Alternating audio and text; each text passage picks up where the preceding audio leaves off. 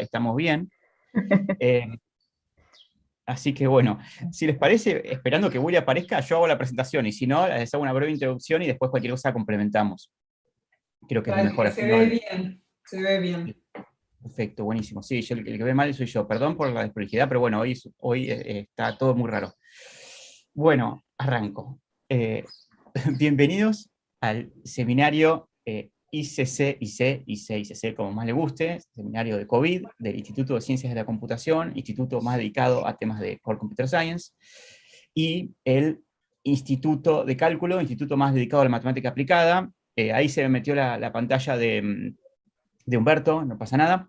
Eh, Les cuento, bueno, la génesis de este seminario. Tanto el Instituto de Ciencias de la Computación como el Instituto del Cálculo vienen trabajando juntos hace bastante tiempo en temas vinculados al uso de ciencias de datos. Estamos muy interesados en particular al uso de datos para poder asesorar en temas de políticas públicas, y en base a eso veníamos haciendo cosas juntos. Por ejemplo, desarrollamos juntos con el Departamento de Matemática también una carrera de ciencia de datos, y veníamos haciendo cosas, pero bueno, de repente nos comió el COVID, y eso lo que hizo es que nos unamos aún más. Perdón, estamos en exactas, a lo que se volvieron los aviones. Eh, bueno, como les contaba con el tema del COVID, nos unimos aún más, empezamos a crear un montón de grupos para hacer diferentes cosas. Empezamos a unir gente de la facultad, gente de otros institutos, gente de otras universidades, gente de otros ámbitos, como acá nuestro querido Martín Barrenuevo, que lo veo. Eh, y bueno, empezamos a tratar de ayudar como podíamos en diferentes jurisdicciones, a nivel nación, a nivel capital, a nivel provincias, municipios. Y bueno, luego fuimos haciendo un montón de cosas junto con otros colegas, y nos pareció que necesitábamos un lugar para poder encontrarnos y poder contar lo que hacemos, y que nuestros colegas nos cuenten lo que hacen, y así surgió el seminario. Eso parecía ser algo de 10 ediciones, pero bueno, lamentablemente para nosotros el COVID continuó, pero lo lindo es que el seminario siguió y tuvimos ya 57 ediciones, que la verdad que tuvimos de todo. O sea, desde modelos matemáticos, gente hablando más de políticas de salud, gente hablando de temas biológicos, bueno, como la charla que vamos a tener ahora. También, la verdad que pasamos por un abanico increíble de temas. Acá lo tenemos a Willy, y la verdad que estamos muy contentos por el resultado. Y bueno, lo que yo siempre digo, a pesar de que está buenísimo el seminario, me gustaría que terminemos todos haciendo un gran asado, vegano o no vegano, o mezclado, para festejar, y bueno, podamos tener conclusiones de este seminario. Por ahora seguimos, y si Willy me contesta, los dejo para que presente a Carolina y Humberto.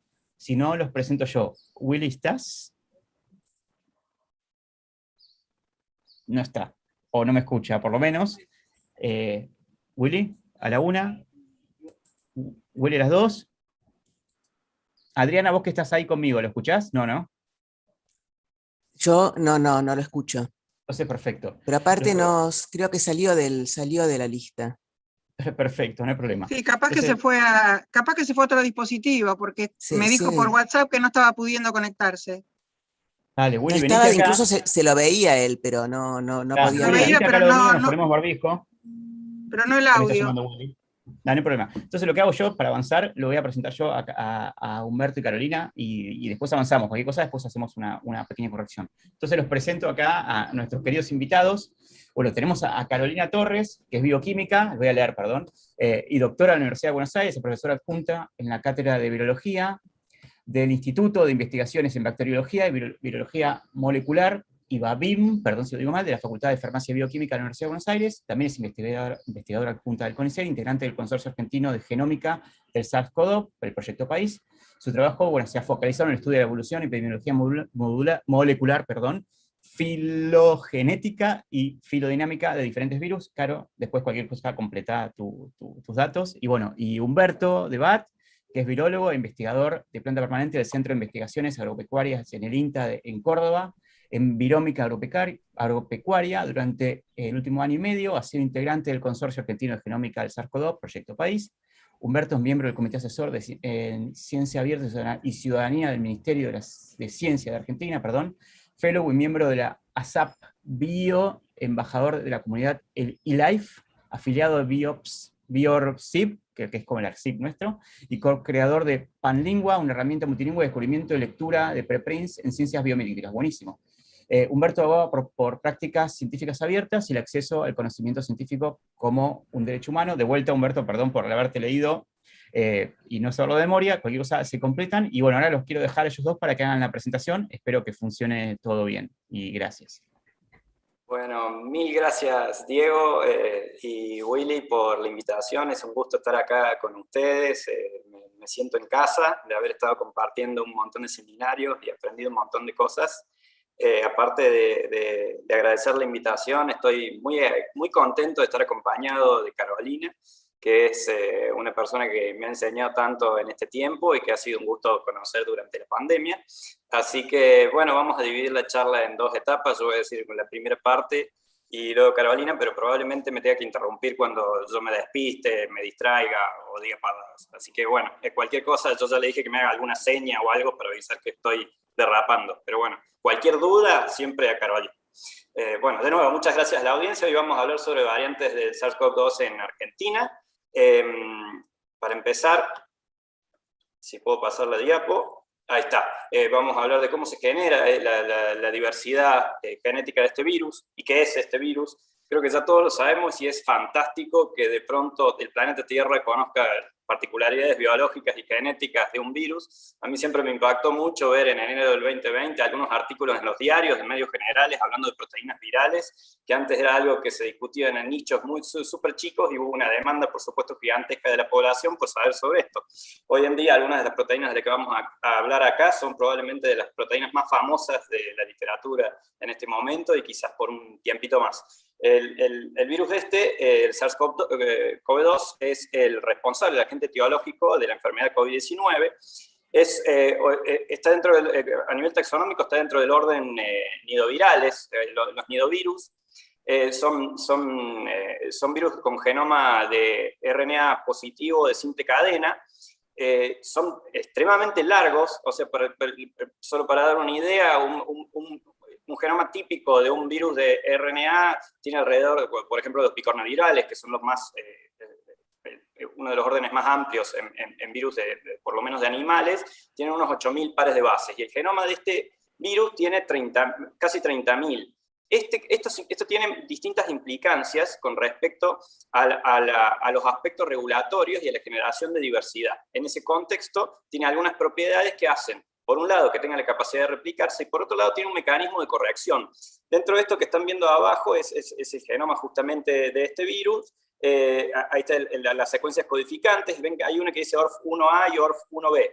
Bueno, eso codifica los genes no estructurales, que son dos porciones génicas que están overlapeadas y que se transcriben con un fenómeno de ribosomal frame shifting, que hace que justamente alguna de esa gran poliproteína pueda procesarse y generarse de acuerdo a las necesidades de interacción con el hospedante. Algunas de las unidades proteicas que tiene esta gran región codificante, pues principalmente las de ORF1A, tienen que ver con la interacción y el inicio de replicación y el secuestro del aparato de traducción del hospedante, y el ORF1B, ahí están, por ejemplo, la RNA polimerasa, que es una RNA-dependent RNA polymerase, que es la que replica el genoma viral, y quizás uno de las porciones proteicas más importantes de este ORF1 ORF2 fue una que se descubrió hace no tanto tiempo, que se llama EXO-N o NSP14, y que es justamente una exorribonucleasa que tiene la propiedad de corregir cuando este virus se replica, porque justamente una duda que había era cómo estos virus de RNA con un genoma tan gigantesco tienen la posibilidad de replicarse manteniendo estabilidad, porque como todos sabemos, las mutaciones o cambios que se suceden en estos eventos replicativos pueden generar variabilidad, pero es un concierto, una suerte de orquesta en la cual extremada variabilidad hace que las partículas virales no sean viables y no puedan seguir replicando y esparciéndose, etc. Bueno, entonces, en términos generales, tenemos por un lado un genoma gigante para lo que es un RNA, y por otro lado tenemos un mecanismo de corrección. Eso, en definitiva, hace de que se generen una cantidad de mutaciones en los ciclos de replicación. Los ciclos de replicación tienen aproximadamente unas 10 horas, eso implica unos casi 900 ciclos anuales, y uno de los primeros resultados que se publicó a finales de enero del 2020, luego de la deposición de los genomas, tuvo que ver con un análisis filodinámico de uno de los primeros 176, eso lo publicó André Rombaud en un blog, y ahí se determinó un poco, en base a estos 176 genomas, a cuándo correspondía el ancestro común más probable de estas 176 secuencias. Eso databa aproximadamente el 29 de noviembre, que estaba en concierto con lo que habíamos visto del brote de Wuhan, y hablaba de una tasa evolutiva, es decir, de fuera de esa diversidad, cuántos cambios se estaban fijando. Y ahí se postuló un número que va a ser muy importante para casi toda la pandemia, porque ha permanecido prácticamente estable.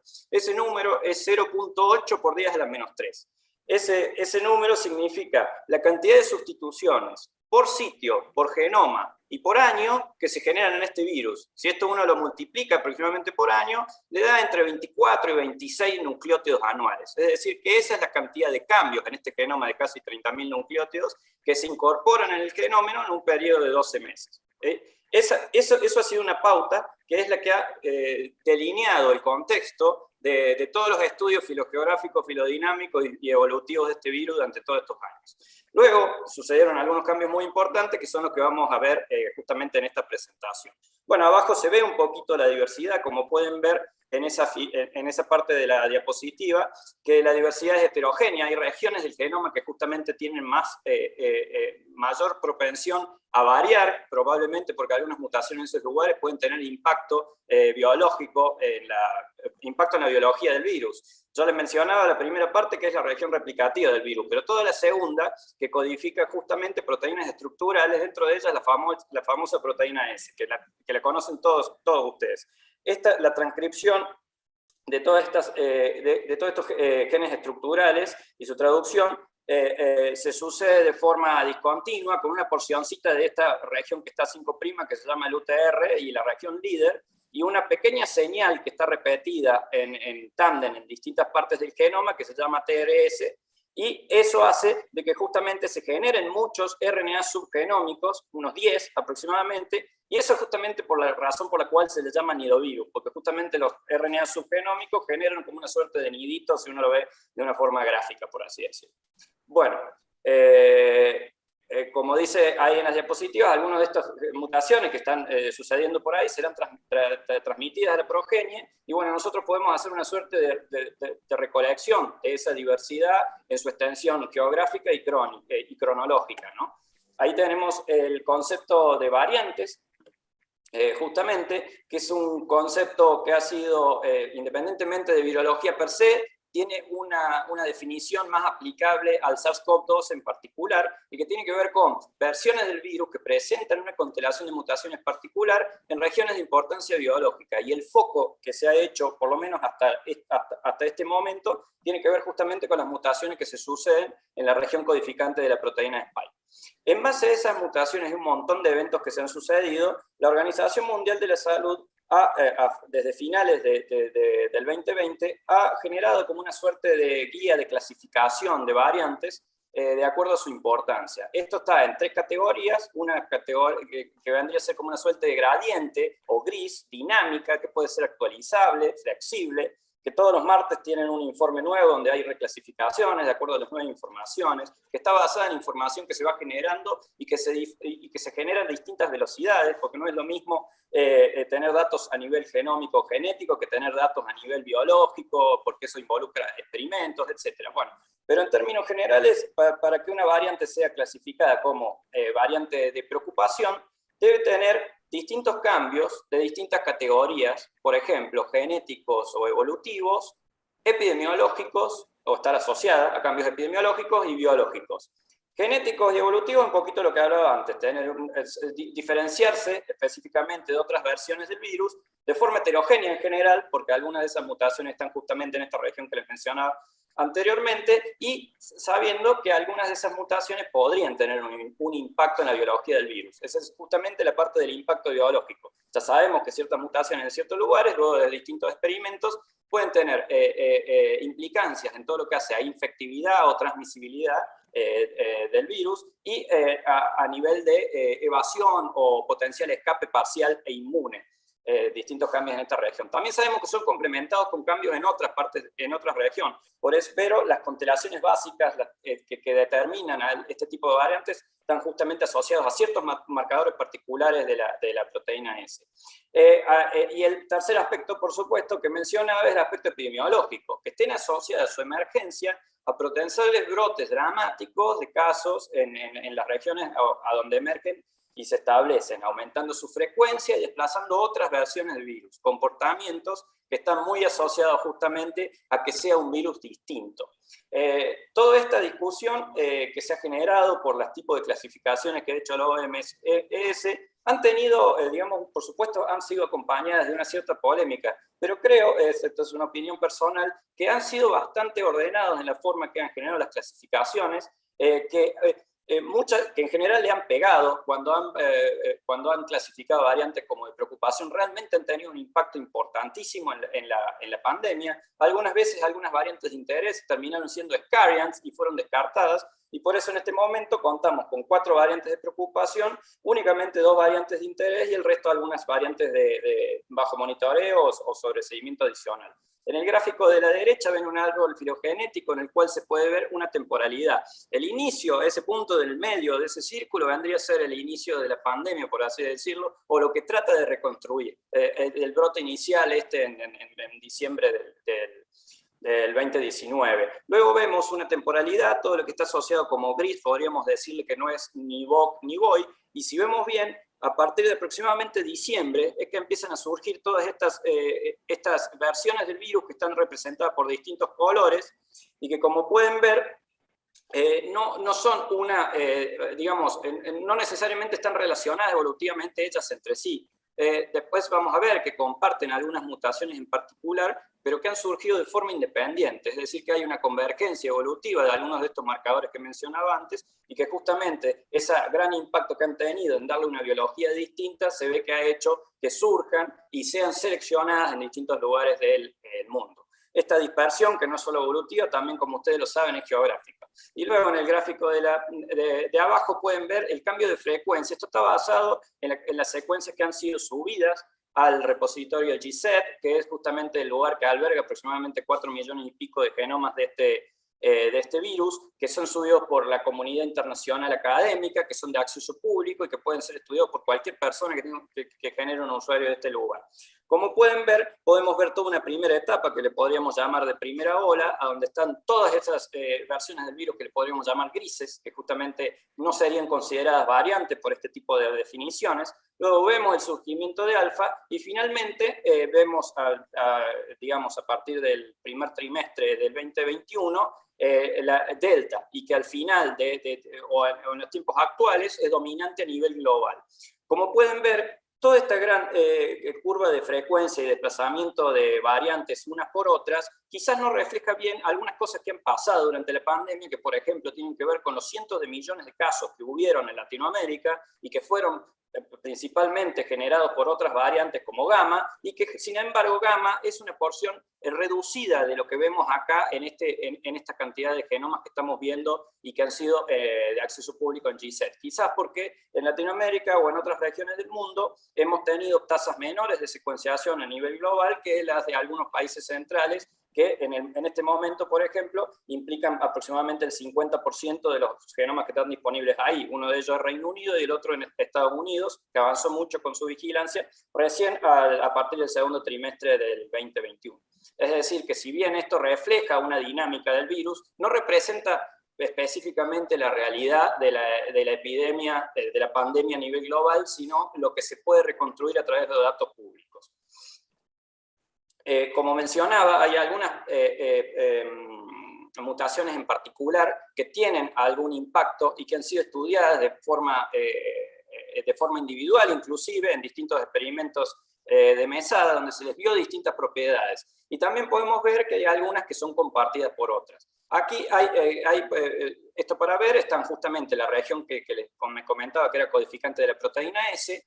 Tenemos 2 versiones, la A y B, que vendría a ser el genoma que utilizamos como referencia. Por ejemplo, Wuhan Hu1 fue depositado en este mismo blog que les mencionaba antes, Virological, del 10 de enero del 2020, y que en ese momento se le llamó Wuhan, ¿cómo era? Bueno, algo de Fish Market Pneumonia Virus 1, y luego fue cambiado el nombre a partir del comité de ICTV de clasificación de virus, y que, como vemos, por supuesto, como es la referencia, no presenta mutaciones importantes con respecto a lo que luego empezamos a establecer. Luego surge, quizás en el mismo enero, si no me equivoco, en la segunda quincena de enero, esta mutación de 614G, que es una mutación de mucha importancia, que rápidamente reemplazó, si no me equivoco, creo que surgió, bueno, se estableció en Europa y luego ese fue el punto de distribución al resto del mundo, y estuvimos prácticamente 7 meses discutiendo esta mutación y más de 1500 papers para determinar que esta mutación en particular le daba mayor transmisibilidad del virus a través de la estabilización de la conformación de la proteína spike. Es decir, que los experimentos requeridos para determinar que esa mutación en particular podía tener algún impacto en la pandemia requirieron un montón de meses y estudios. ¿Por qué? Porque en general la evolución suele no tener un impacto importante en la pandemia por la etapa cronológica de cambios que se suceden en ese periodo. Es decir, que hasta quizás septiembre, octubre del año pasado, eran menos los que esperaban que una serie de mutaciones cambien, pateen el tablero epidemiológico de la pandemia. Y bueno, y luego llegaron las famosas variantes, hasta que estamos viendo abajo. Una de las primeras que se presentaron fue la que se estableció en el lineaje B117, que le llamamos variante de Reino Unido y que luego se clasificó como alfa, que tiene algunos marcadores como N501Y, PCI81H, también por supuesto el del que están asociados a mayor infectividad, en definitiva mayor transmisibilidad. Luego beta, que emergió, bueno, fue comunicada también el 24 de diciembre, si no me equivoco, el 20 fue comunicada alfa, si no me equivoco, surgió a finales del último semestre del 2020, se estableció, pero tuvo una dispersión muchísimo más restringida, probablemente porque tenía algunos, más allá de los marcadores que tenía muchísima más asociación con los procesos de evasión y escape parcial inmune que con mayor transmisibilidad, aunque se suponía que era un 20-30% más transmisible, fue totalmente, digamos, atropellada por la extensión de alfa a lo largo del mundo. Luego tenemos gamma, que bueno, como todos saben, fue la responsable de la importante segunda ola y dramática segunda ola que tuvieron en Brasil, y que es una de las que vamos a hablar bastante porque tuvo muchísimo impacto en Latinoamérica. De hecho, a la fecha es la variante dominante o más prevalente en nuestro país inclusive. Y bueno, todos conocen la historia de Delta, de su surgimiento en India, asociada a una crisis sanitaria inédita en ese país. En ese momento se establecieron alrededor de 250.000 muertes asociadas a esa segunda ola, y por su reporte hay algunos cálculos que oscilan entre 10 y 11 veces ese número. Estamos hablando de millones de muertes potencialmente asociadas a esta ola en India, impulsada principalmente por Delta. Lo tenemos. 2 más que ya son variantes de interés. Tenemos a Lambda y Mu. Lambda es de emergencia en Perú, responsable de la segunda ola de Perú. Mu de Colombia. Vemos que hay una contribución importante de Latinoamérica a este pequeño paisaje de variantes de interés y de preocupación. Y luego tenemos algunas que fueron, por así decirlo, desplazadas, pero que nosotros hemos observado en la región y que por eso están mencionadas. Por ejemplo, Kappa, que en definitiva es una versión del virus relacionada íntimamente a Delta y que tiene prácticamente los mismos marcadores, incluso algunos más, que sin embargo, por alguna razón que desconozco, puede ser un efecto fundador, un poco de azar, fue desplazada por Delta y no generó ningún impacto ni siquiera en India mismo. Después tenemos la variante de California, que en su momento fue una variante de interés, luego fue reclasificada a la nada misma, o como monitoreo adicional, digamos, y que probablemente termine en la nada misma. Y después tenemos Zeta, que la mencionamos acá porque tuvo importancia en nuestro país. Fue la famosa variante de Río de Janeiro, llegó a estar en porcentajes que ya lo vamos a ver, de más del 20% en nuestro país, por eso la mencionamos, pero que después luego rápidamente con la emergencia de la variante de Manaus fue desplazada. Bueno, como mencionaba antes, estas variantes, en este caso están las variantes que consideramos de preocupación, y vemos cómo tienen algunas de estas características justamente que mencionaba antes, que tenían un impacto en la biología del virus. Algunos de ellos era la de mayor transmisibilidad que mencionaba al principio, de la cual hay evidencia muy fuerte para las 4, principalmente, como todos saben, la que tiene más asociación con mayor transmisibilidad es la variante Delta. También tenemos, por ejemplo, la de Alfa, la transmisibilidad mayor, en su momento se calculó un 50-60% mayor que el virus de primera ola o Wuhan, y luego Delta se determinó algo aproximadamente parecido a eso, 50-60% más transmisible, pero que Alfa. Beta sabíamos que era, como mencionaba antes, un 20-30%, y Gamma sabemos que es más transmisible, fue una discusión bastante grande qué tanto más transmisible es, pero bueno, su evidente extensión por nuestra región, por el cono sur, habla de probablemente una mayor transmisibilidad, también asociada a los procesos de evasión y escape. Luego vemos que algunas de ellas ha sido determinado que aumentan los riesgos de hospitalización. El nivel de robustez de evidencia es muy alto, tanto para alfa como para delta. Hay algunos trabajos que postulan lo mismo para gamma, una serie de trabajos que postulan que estaría más asociada a estos riesgos. Por supuesto que hay un montón de factores que pueden conflatear o digamos, hacer que sea más difícil determinar este tipo de cosas, y con beta también hay una sugerencia de ello, pero también la falta de replicación en distintos contextos geográficos y cronológicos hace que sea menos robusta la evidencia. Después, con riesgo de reinfección, hablamos de un riesgo moderado para gamma. Esto, que suena a poco, tengan en cuenta que fue justamente la sorpresa de esa gran segunda ola que se inició, por ejemplo, en Manaos, una población que había sido afectada como una suerte de techo epidemiológica durante la primera ola, donde aproximadamente 3/4 de su población se había infectado del coronavirus, y sin embargo en noviembre empiezan a tener una nueva ola con muchísimos eventos. Estamos hablando de una época pre-vacunación, y bueno, justamente cuando fueron a estudiar se encontraron con Manaos, es decir, esta variante gamma, es decir, que es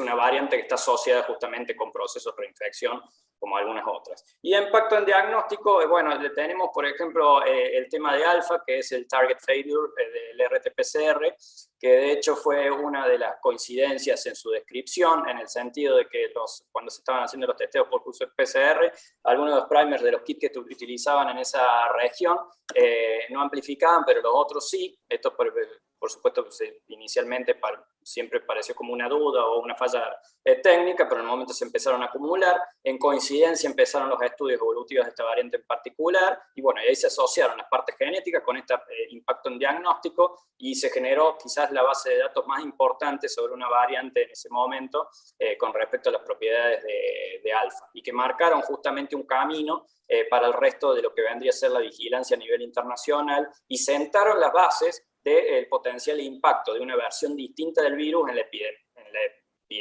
la pandemia. Acá podemos ver la distribución de las variantes a nivel internacional. Estos se publican en los updates epidemiológicos de la OMS, semanalmente, en general los martes por la tardecita, y bueno, podemos ver la detección de las variantes, que pareciera que están todos los mapas pintados, pero tiene muchas veces, el problema que tiene este mapa es que también no diferencia entre casos importados, con circulación local, etc. Para el caso de alfa y delta, esos mapas sí son representativos, porque como les mencionaba antes, la circulación de ambas fue dominante y en gran parte del planeta, pero por ejemplo gamma, por eso están esos circulitos, su mayor prevalencia fue justamente en Latinoamérica, y bueno, en el caso de beta o la variante de Sudáfrica, restringida a Sudáfrica y 2 naciones más, y tampoco esto refleja la cronología de lo que ha sucedido con las cosas.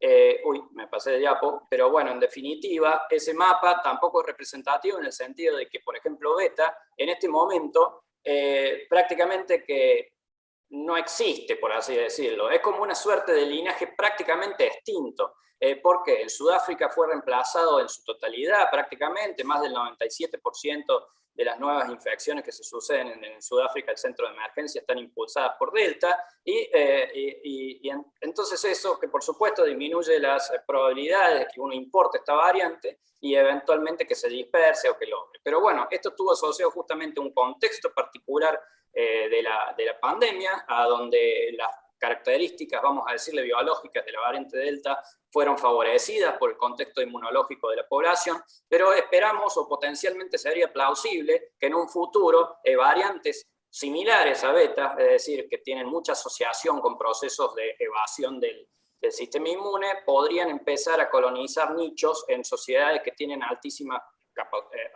preinmunidad, ya sea por los impresionantes procesos de inmunización con vacuna, como también por la inmunidad por convalescencia reciente de las terribles segundas olas que han sucedido, y algunas terceras olas que han sucedido en gran parte del globo. Bueno, creo que está Mariana acá entre los asistentes. Esto es solo para introducir el proyecto argentino institucional de genómica de SARS-CoV-2, que ha sido un placer participar. Esto es todo coordinado por la doctora Mariana Viegas, que ha hecho una tarea titánica en tratar de integrar las capacidades de cientos de investigadores y personal de salud del país, personas que locos de todos lados del país, que tenían sus propias agendas, intereses y responsabilidades, y que sin embargo, con su gran capacidad de gestión y liderazgo, ella pudo tratar de sentar las bases para que nos integremos y tratar con un objetivo común. Bueno, ella es la coordinadora de todo el consorcio y del nodo central, pero también tenemos, como mencionaba antes, que tiene, bueno, no lo mencionaba antes, pero digo que personal que no solo son necesariamente investigadores, también puede ser personal de salud, pero por ejemplo de los hospitales, donde hay nodos de recolección y procesamiento de muestras, datos clínicos epidemiológicos, que son muchos laboratorios, más de 18 jurisdicciones. Luego hay nodos de secuenciación, algunas con tecnologías de nueva generación, bueno, que ya no es tan nueva, pero digamos de generación de datos masivos, y otras más tradicionales como Sanger. Luego, esos nodos de secuenciación suelen estar integrados con nodos de bioinformática, investigadores de distintas instituciones nacionales que procesan esos datos crudos, generando lo que vendrían a ser consensos de los genomas, que luego llegan a los nodos de evolución molecular, investigadores de distintas instituciones que tratan de analizar esos genomas en búsqueda justamente de aquellas mutaciones que estábamos hablando antes, y de ver la trayectoria evolutiva, el establecimiento, el ingreso y la potencial emergencia de variantes locales en nuestro territorio. Financiado por MinSit a través de algunos subsidios. Ahí está la página de web para el que no la ha visto.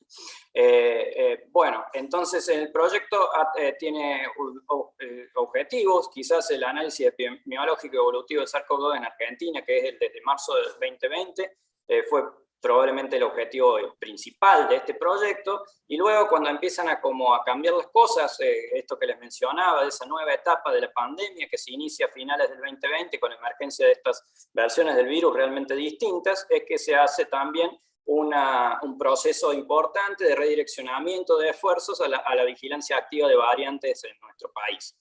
Para ello se utiliza principalmente la secuenciación parcial de una porción de esta región codificante de la proteína S, pero también se complementa con estudios de genómica o de genomas completos. Esto vendría a ser un pequeño pantallazo de lo que sucedió. Ese gráfico de arriba ve los casos notificados como fuente del doctor Aliaga. Lo que está señalado ahí con esta flecha podría ser considerado esta extensa primera ola, y durante ese proceso, con la información que se generó, si no me equivoco, más o menos unos 1.200 genomas a nivel federal, vimos un paisaje de distintos linajes asociados a nuestro país, algunos de ellos realmente argentinos. Cuando hablábamos del SARS-CoV-2 argentino, bueno, quizás este linaje llamado B1499 es lo más argento que hay de las versiones del virus, en el sentido de que representó prácticamente el 50% de los genomas estos de primera ola. Para que se den una idea, como mencionaba antes, esta versión del virus tiene apenas, o por lo menos el 75% de sus secuencias tienen unas 7 modificaciones con respecto a la versión de Wuhan. Creo que 5 de ellas están en esta región no estructural, y solo una de ellas está en la proteína Spike, que es esta famosa D614G, como todas las versiones del virus que vimos durante la primera ola, es decir, que no tenían marcadores especiales asociados que podrían hacer que este virus sea distinto. Sin embargo, de nuevo, ahí está, quizás probablemente lo que tenga que ver con los de cuellos de botella, efecto fundador, etc. Bueno, esto que emerge en Argentina empieza a dispersarse y tiene una impronta importante en la pandemia en la primera ola, y no necesariamente una asociación a impactos biológicos, etc., sino que nos habla mucho más de la distribución del virus entre las regiones, podemos hablar de historias evolutivas, de extensión, de clúster, de agrupamientos, pero no necesariamente de impactos que puedan tener en que esté este y no otro linaje en esa región. Y bueno, y juntando también con B1, N5 y N3, creo que ya juntamos casi el 85% de los genomas. Si no me equivoco, N5 y N3 son derivados de un linaje originario de Brasil. Entonces ya en la primera hora ya vemos justamente el impacto de Latinoamérica en la pandemia, inclusive en nuestro país. Y repitiendo lo que vemos abajo, pueden ver la trayectoria de variantes que mencionaba al principio de la charla, representativa en un aspecto cronológico con lo que estábamos viendo en nuestro país. Entonces nosotros a finales de la primera ola, todavía no estoy viendo muy bien, pero creo que todavía no tenemos ningún impacto de estas variantes que mencioné antes. Esta creo que o está repetida o no me acuerdo por qué está, pero bueno, vamos a ir con la que sigue. Entonces, solo para mencionar algunos datos sobre el proceso de vigilancia activa de variantes desde finales del 2020.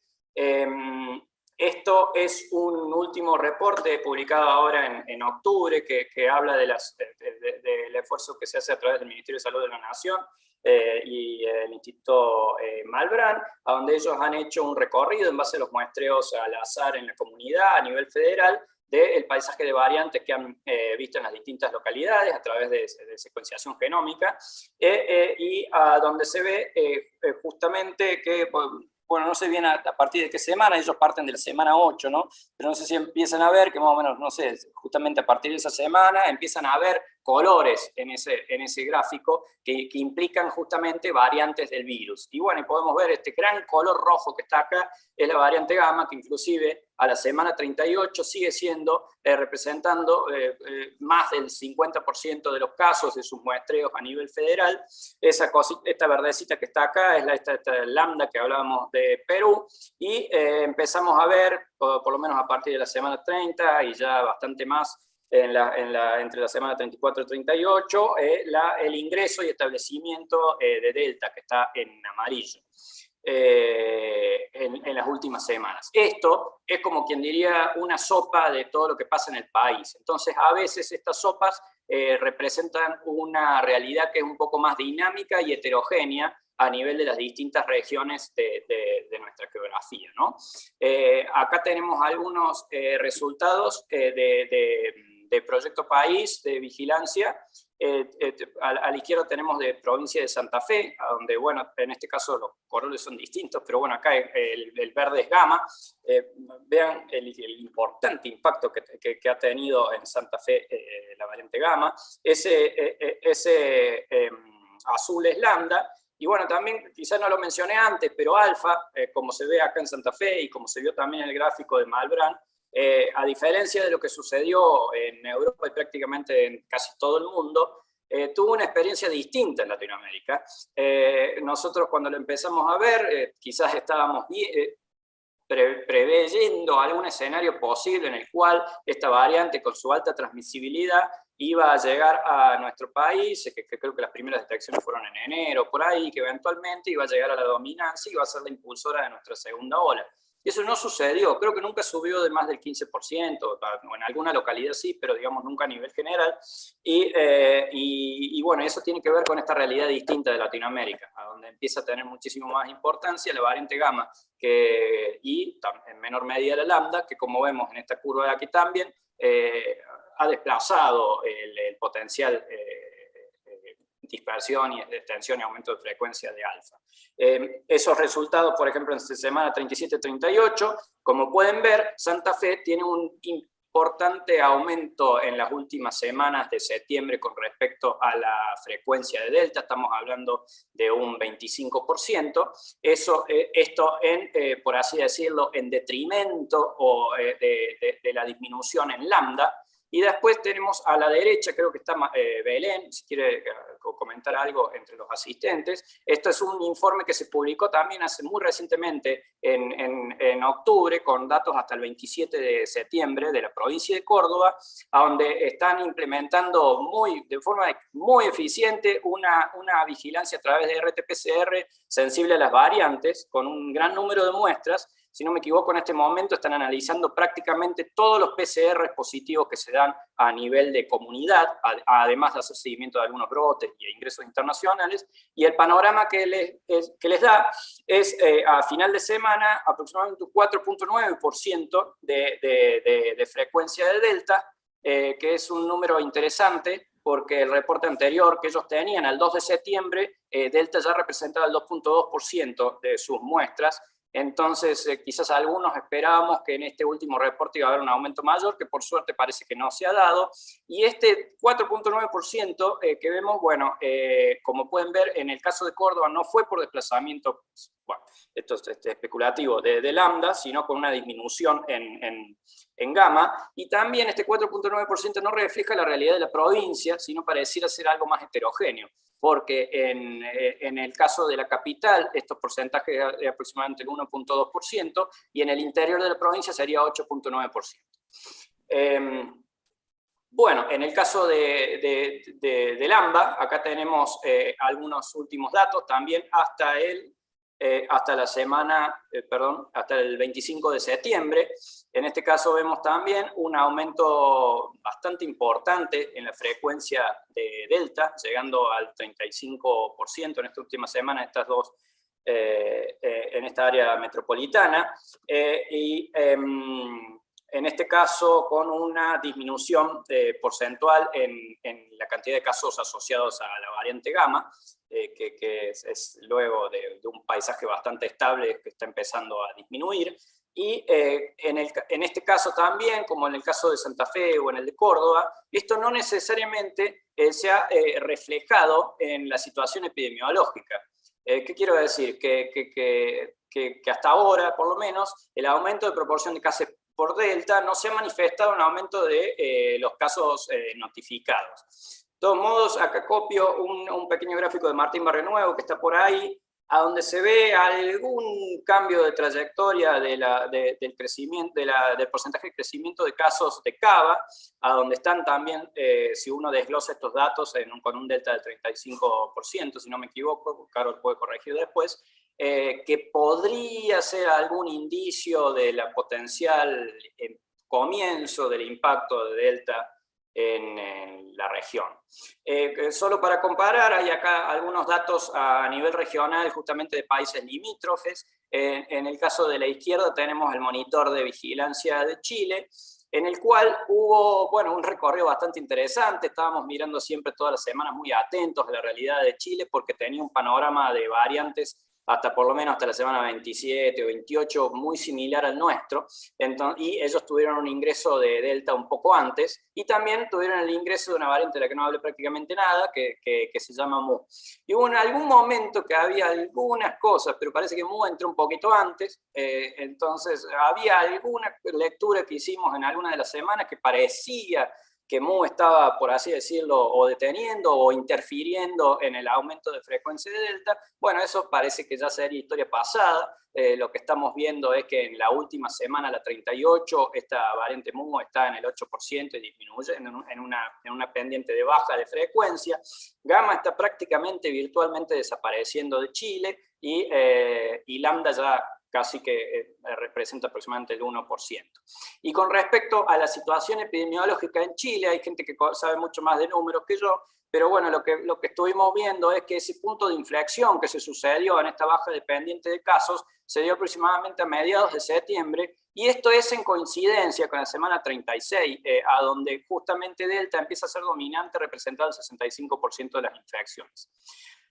Pero acá a la derecha tenemos en el panel una situación de Brasil, es una situación también muy, muy resumida de lo que ha sucedido, pero, y que también refleja algo que en realidad no es tan así, porque es muy heterogéneo. Por ejemplo, estos porcentajes que estamos viendo en este panel de frecuencia de delta son a nivel país, pero por ejemplo sabemos que en el sudeste del país el delta está representando en este momento aproximadamente el 90%, pero en regiones del norte está por debajo del 30% su frecuencia, es decir que bueno, no es exactamente el mismo paisaje en todo ese mundo que es Brasil, y lo que vemos, este cuadritos azules, no sé si lo dije, pero los cuadritos azules representan la parte que está graficada en frecuencia de variantes, y como vemos, el aumento de dominancia de la variante Delta en Brasil, hasta ahora podemos hablar de una baja en la pendiente de descenso de casos, o una situación medio heterogénea,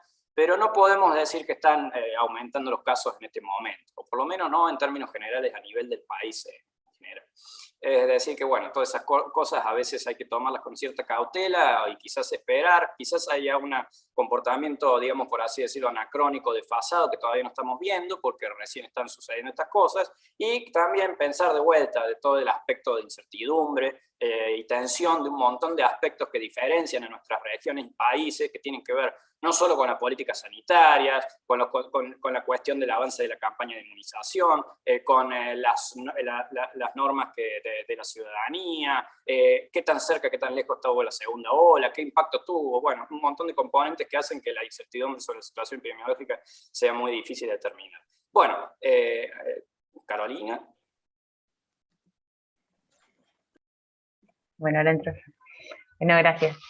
Sí, esta parte es solamente para mostrarles los, digamos, más, desde nosotros, desde el Proyecto País, como Humberto les mencionó, bueno, teníamos en principio un objetivo más bien de estudios genómicos, que tiene por ahí otra dinámica en su desarrollo, digamos, buscamos un poco más entender qué virus ingresaron y cómo evolucionaron, y tratar de integrar con otro tipo de factores.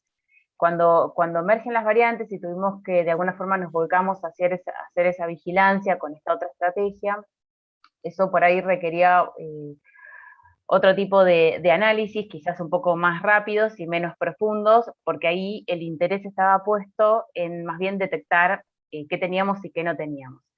Algunas de esas muestras nosotros después las analizamos en profundidad porque queremos hacer esos estudios genómicos, porque nos dan información útil que podemos usar para otras cosas. Entonces, muchas de esas muestras después son además analizadas con estos otros objetivos, y por eso también hacemos análisis de genomas completos. Esto es solamente para mostrarles dos ejemplos, este es el de gamma y después viene el de delta, digamos, de otras cosas que podemos hacer con los estudios genómicos, que complementan de alguna forma todo lo que tiene que ver con la vigilancia de variantes, y que también es información útil, y que el mensaje justamente es ese, es información complementaria, ¿no? Acá lo que estamos viendo es un árbol filogenético, ¿no? Hacia la izquierda, están los colores en las ramas están ahí coloreadas de acuerdo al origen de esas secuencias genómicas de personas diagnosticadas a lo largo de todo el país. O sea, los colores están representando provincias o jurisdicciones de nuestro país.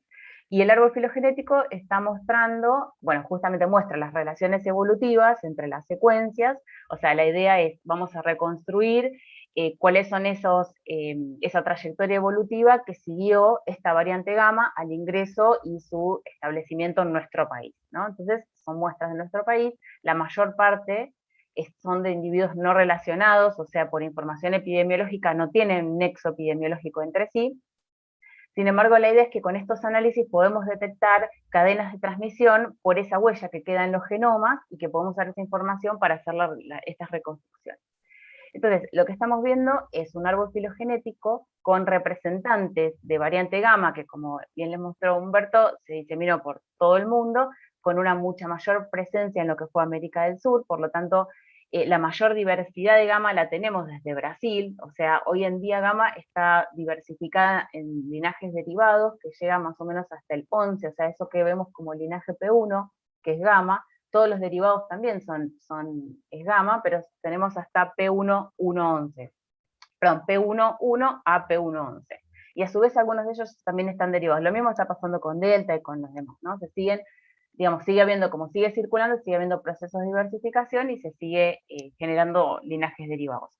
Entonces, la mayor parte de la diversidad de gamas siempre la tenemos asociada a Brasil. Una de las cosas interesantes es que en la parte de abajo, yo creo que al compartir no puedo mostrar, pero la parte de abajo del árbol, esa que tiene como doble asterisco, toda esa parte refiere a un grupo de gama que quedó solamente restringido a América del Sur. Si ahí hay solamente secuencias de Argentina, de Chile, sí, sería un poquito más de la izquierda, exacto.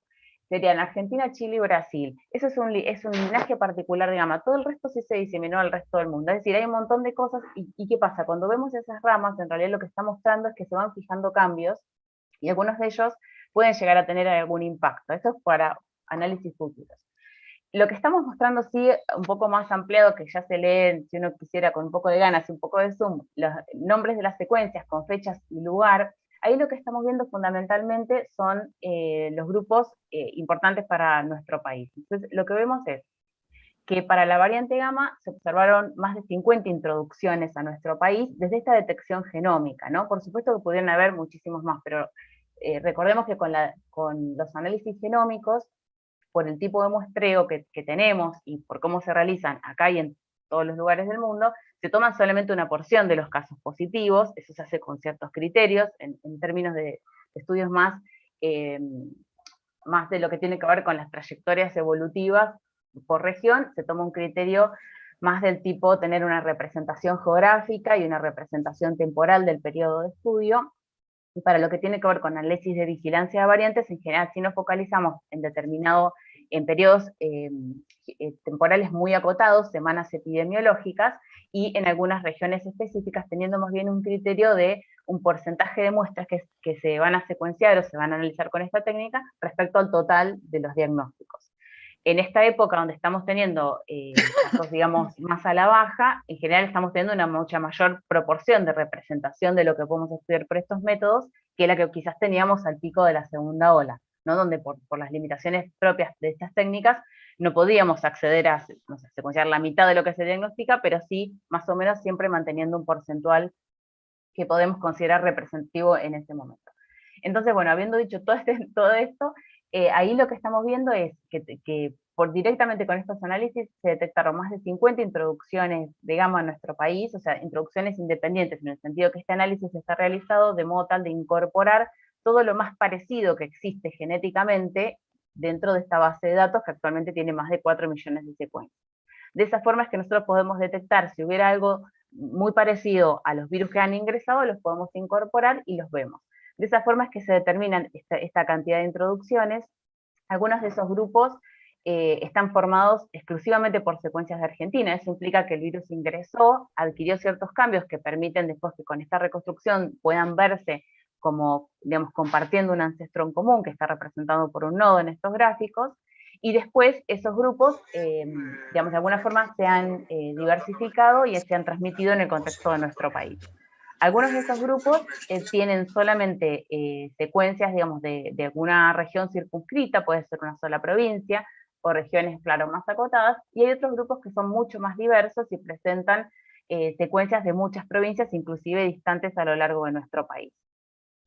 Entonces, podemos decir que, bueno, tenemos cadenas de transmisión que han quedado circunscritas en forma más bien regional, o entre provincias relacionadas, o bien más bien a nivel digamos, de todo el país. Por supuesto que hay otros grupos, como ese que estamos viendo, el más grandote a la derecha, que también tiene secuencias de otros países, o sea, nosotros podemos tener grupos de diversificación local que después se hayan compartido cadenas de transmisión con otros países. Con estos análisis no es tan directa la asociación de la dirección, ¿no?, de la transmisión, pero sí podemos ver cadenas de transmisión compartidas, a veces localizadas regionalmente y a veces más extendidas en esa distribución.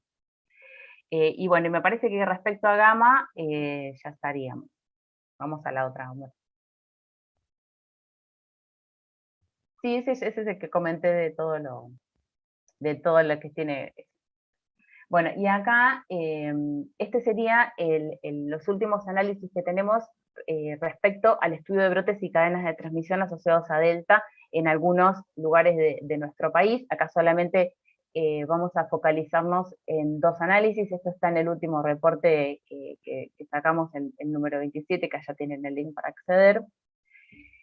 Lo que vemos a la izquierda, de nuevo, es un árbol filogenético que en realidad está representando, tiene representantes de todos los linajes de este virus. La parte de arriba, digamos, de lo que estaría más o menos desde el cuadrito más grande naranja hacia arriba, todo eso es delta, y lo que está marcado con colores son los casos a los que nos vamos a referir ahora. Acá tenemos 2 ejemplos. Por un lado estarían los casos de la provincia de Córdoba. Acá también por ahí Vivi o Belén pueden comentar alguna cosa más de la historia epidemiológica de estos brotes, pero fundamentalmente ahí lo que teníamos eran casos de Delta, que han sido detectados por esta técnica que están utilizando allá. Algunos de ellos son los que van a ser secuenciados como para tratar de hacer estos estudios evolutivos. Brevemente la historia, corríjame si digo algo mal en este sentido, originalmente hay un viajero que regresa de Perú con variante Delta, y por distintos eventos sociales y demás, se producen eventos de transmisión en el contexto de la provincia, asociados por epidemiología clásica a este viajero que, bueno, después lamentablemente falleció. Entonces, ¿qué quiere decir? O sea, que existía un registro epidemiológico de las personas que decían, bueno, si tuve contacto con tal persona, existía ese evento registrado. Entonces, bueno, se analizan algunos casos relacionados con ese primer evento, después aparecen brotes también de Delta en el interior de la provincia, en la localidad de Anfunes, que no tenían un vínculo desde la epidemiología clásica con estos eventos o con este brote inicial en la ciudad de Córdoba. Y después, más pasado el tiempo, vuelven a aparecer brotes en la ciudad de Córdoba de nuevo. La idea es que con este tipo de análisis, teniendo muestras de estos periodos y de estos brotes, que quizás puedan ser independientes desde la epidemiología clásica, lo que nosotros podemos demostrar con este estudio es que todas pertenecen a la misma cadena de transmisión. O sea, que lo que queda evidente es que hubo, al menos de lo que podemos detectar, un solo ingreso y después una transmisión de la misma cadena de infección. Y que se puede rastrear por epidemiología clásica con este viajero que trae la variante desde Perú aparentemente. Nosotros esto lo hacemos comparando con lo más parecido que hay al día de la fecha respecto a Delta, respecto a todos los genomas de SARS-CoV-2 que hay actualmente en la base de datos. Si ustedes ven, bueno, además, anecdóticamente, este pertenece a un derivado del Delta original que se llama AI-20, si no me acuerdo mal el número, que está ahí chiquitito, o sea, solamente es uno de los derivados de Delta, pero ahí no tenemos, por ejemplo, secuencias de Perú, ¿no? Estas son ciertas deficiencias que tienen estos análisis, porque, de nuevo, recaemos en lo que los demás países también secuencian como para poder hacer estas comparaciones. De todas formas, poniendo lo más parecido que tenemos hasta el momento, tenemos este resultado, ¿no? que es una sola cadena de transmisión compartida por distintos brotes, y esto sin este tipo de análisis epidemiológico-moleculares no se puede revelar, ¿sí? Entonces, bueno, los casos tienen que estar conectados, se ha hecho una investigación epidemiológica sumamente extensa en la provincia, por lo tanto, evidentemente se trata de transmisiones con cadenas que involucran a casos asintomáticos. Hoy en día ya sabemos que forman, digamos, una parte muy relevante de la transmisión de este virus. Y bueno, eso implica entonces que hay una circulación viral críptica, o sea, hay una circulación viral que no es detectada por el sistema, especialmente cuando el sistema busca casos sintomáticos, ¿no? Bueno, y el otro ejemplo que está ahí ampliado es los casos asociados a un brote institucional en la Ciudad Autónoma de Buenos Aires. En este caso, bueno, esto pertenece a otro derivado, que en realidad no tiene nombre al día de la fecha, pero todo por supuesto que es Delta. En este caso hay tres casos con nexo epidemiológico asociados a una institución educativa en la Ciudad Autónoma de Buenos Aires, pero también se incorporan otras secuencias. Entre ellas hay una secuencia de un residente de la Ciudad de Buenos Aires que no tiene nexo epidemiológico con turismo, ni con alguien que, digamos, ni con turismo ni con viajes internacionales en realidad, o sea, la persona no viajó, la persona no refiere contacto con nadie que haya viajado, y tampoco refiere un nexo epidemiológico con nada asociado a este brote institucional. Pero, de nuevo, por estos análisis genómicos podemos detectar que también pertenecen a la misma cadena de transmisión. Esa muestra, si nosotros lo pudiéramos ampliar un poquito a esa parte del árbol, se vería que en realidad, claro, esa muestra es desde el principio de agosto, mientras que el brote emerge o se hace evidente o es detectado a principios de septiembre. Entonces, con este análisis lo que podemos determinar es que, de nuevo, tenemos una cadena de circulación en la Ciudad de Buenos Aires que data al menos un mes antes de lo que se vio ese brote en la institución educativa. Que sería, bueno, desde el principio de agosto al menos, ¿no? Y bueno, esos son, o sea, el caso, no lo mencioné, pero el caso, bueno, sí lo mencioné, en realidad sería un caso adquirido en el contexto de la comunidad, ¿verdad? La persona no viajó ni tuvo contacto con viajeros. Por lo tanto, de alguna forma, la variante Delta de esa cadena de transmisión ingresó al país, comenzó a transmitirse y eventualmente el sistema está detectando a esta persona, y bueno, con la misma cadena de transmisión que en la institución educativa.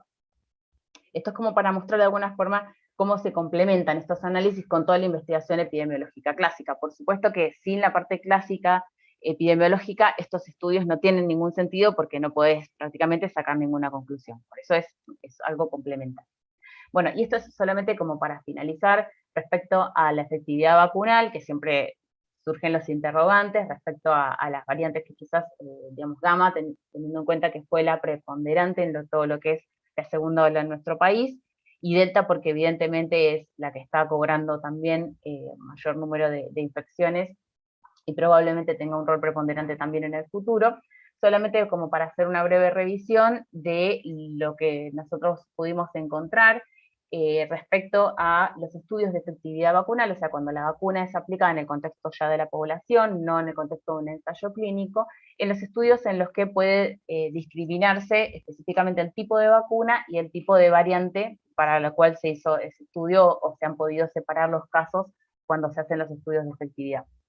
No hay tantos estudios, tratamos de focalizarnos en esta breve revisión que armamos con Humberto y con Mariana, ahí también tienen el link, específicamente tratamos de buscar con un poco más de ahínco las vacunas que tenían más aplicación en nuestro país y en América del Sur.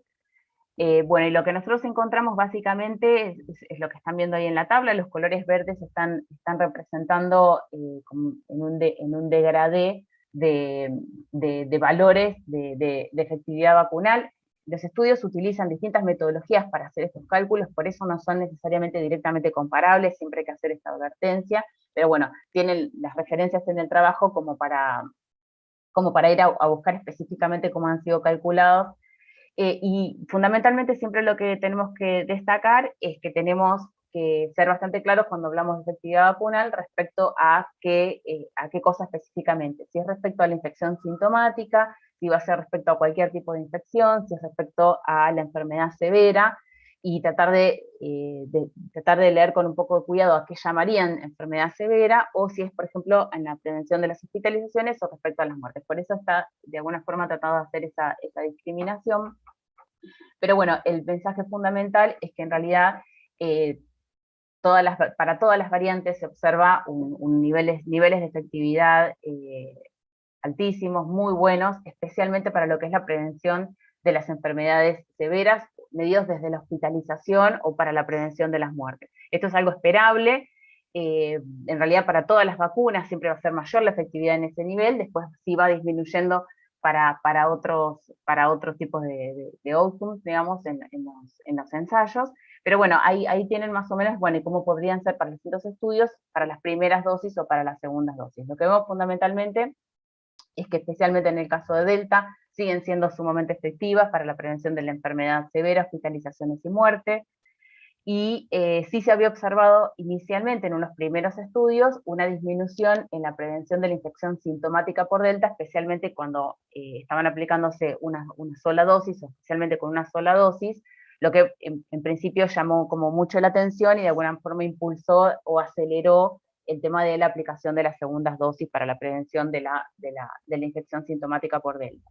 Hoy lo que sabemos es que las personas vacunadas que se infectan, si bien tienen menor probabilidad de infección, pueden llegar a tener cargas virales de los mismos niveles que una persona no vacunada que se infecta. Sin embargo, también lo que se ha observado es que esas cargas virales no necesariamente se correlacionan en el mismo nivel con virus infectivo, como sí pueden tenerlo, digamos, en comparación con personas no vacunadas. no solo en cantidad de virus infectivos, sino que esa duración de la infectividad viral en sus vías respiratorias superiores dura menos tiempo, las personas resuelven antes la infección. Entonces esto hace que a nivel individual, si bien la persona se pueda infectar y pueda transmitir también la infección, por supuesto, la probabilidad de transmisión hacia otras personas queda disminuida respecto a personas no vacunadas, y por lo tanto a nivel poblacional eso tiene un efecto que es en bajar la circulación viral. No sabemos si esto es lo que está ocasionando, en nuestro país específicamente, que el aumento en la proporción de nuevos casos de Delta se relacione, aún no se relacione con un aumento significativo, detectable, de casos todavía, ¿no? Pero bueno, no sabemos si lo más probable es que la vacunación, por supuesto, que tenga un rol, no sabemos si va a seguir sosteniéndose esa proyección de casos, o este leve aumento que quizás, o al menos no disminución que se está viendo en los últimos días, pero bueno, podría ser uno de los motivos que fuertemente nos hace sospechar que esa pueda ser una de las razones. Y bueno, sí, para pasar ya a las conclusiones, esta parte. Bueno, acá lo que tenemos básicamente son 3 conclusiones respecto a lo que ocurrió, a lo que vemos ahora y a lo que podría llegar a venir, ¿no? Entonces, el análisis de la segunda ola lo que nos mostró es un desplazamiento de los virus circulantes en el 2020, o en realidad en todo lo que fue primera ola, que es lo mismo que se observó en otros lugares del mundo, por variantes de preocupación o variantes de interés. O sea, todos aquellos linajes de primera ola, en algunos casos siguen quedando algunos reservos en nuestro país todavía a principios de este año, los seguimos detectando, pero bueno, se observa un desplazamiento de todos esos linajes de primera ola por especialmente las variantes gamma y lambda. Gamma sería la que era de Manaus, sumamente importante, especialmente en América del Sur, y lambda es la que conocíamos como variante andina, ¿no? Que es un nombre muy informal, pero lambda se las nombra como mucho más recientemente, y son las 2 de emergencia regional, y son las 2 más importantes, han sido en nuestro país.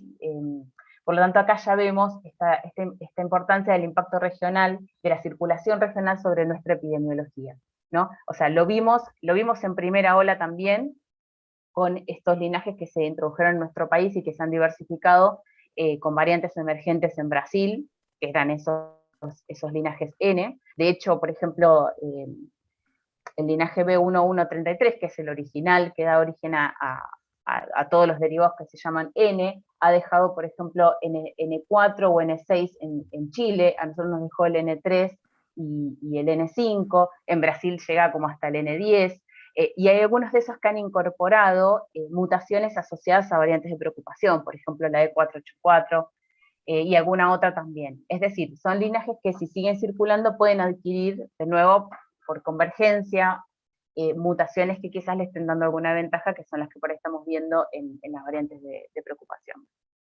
Entonces, para el escenario actual, sí, lo que vemos ahora es, todavía vemos prevalencia de gamma y lambda, gamma a nivel país, gamma y lambda sobre todo en lo que es más bien el área metropolitana de Buenos Aires, vemos el reciente ingreso de Delta, ese porcentual que se ve a nivel país está impulsado fundamentalmente por lo que ocurre en el área metropolitana de Buenos Aires. Esto es lo mismo que vimos en primera ola, bueno, y en realidad en segunda ola también, o sea que vemos que primero ingresa por AMBA, eso no llegamos a mostrarlo, pero también tenemos estos análisis por regiones, donde vemos que después los virus que están, sobre todo en lo que es provincia de Buenos Aires y Ciudad Autónoma de Buenos Aires, se dispersan hacia digamos, tenemos clúster de diversificación en el interior.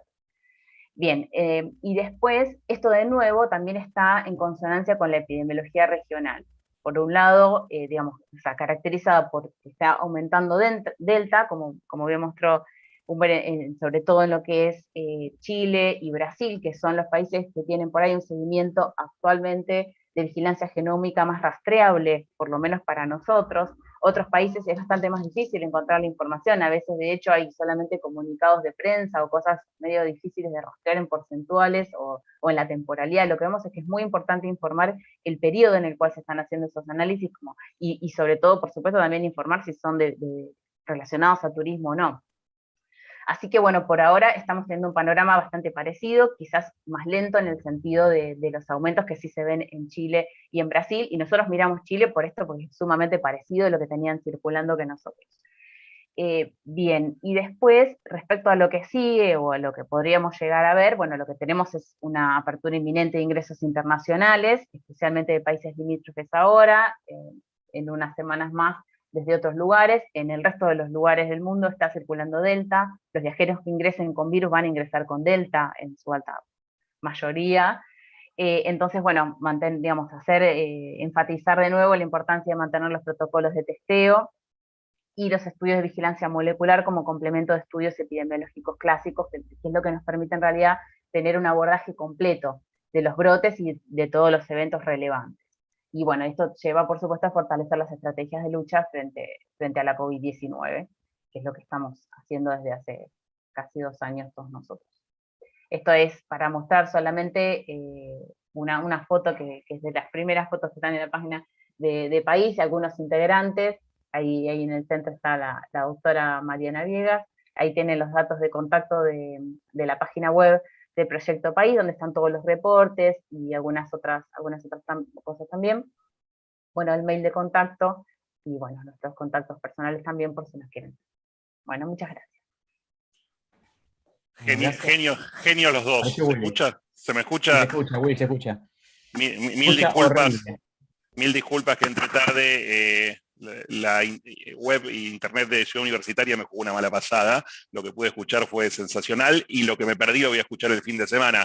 Me perdí, entre otras cosas, la presentación que habíamos coordinado con Humberto, que iba a decir que su ocupación esencial es tomar Fernet y que cuando le sobra un rato de tiempo labura en el INTA. Así me lo había pedido él y por lo tanto iba a cumplir, así que lo dije ahora.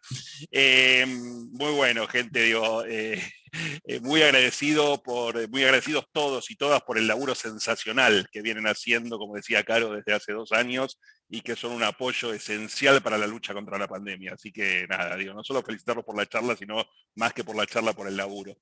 Y mientras se van levantando manos, empiezo con una pregunta yo, que quizás me perdí la explicación y disculpen si es así, pero en ese caso lo repiten. Da la sensación de que en algunos países de Europa Delta se hizo predominante muy rápido y acá no. ¿Es correcto eso? Y si es así, ¿por qué?